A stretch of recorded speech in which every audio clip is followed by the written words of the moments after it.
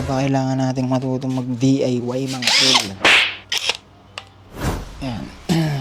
Ngayon mga tol, bubuksan natin tong CVT natin kasi parang so yun nga, no, bakit nga ba mahalaga na mag-DIY tayo? Parang ano lang yun eh. Mahalaga na marunong tayo ng mga DIY kahit papaano bilang lalaki na rin mga tol. Mga babae nga eh, pinakang DIY nila, marunong sila magluto, marunong sila ng mga kung paano mag-alaga ng bata. Siyempre bilang lalaki, di ba? Marunong ka man lang mag-ayos ng electric fan pag nasira. Hindi mo na kailangan na ikuha pa ng electrician pa, no? Ikaw na ang nagawa.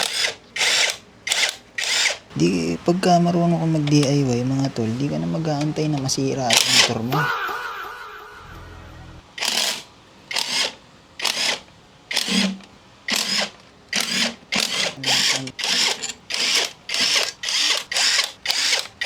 Konting linis lang naman. 24.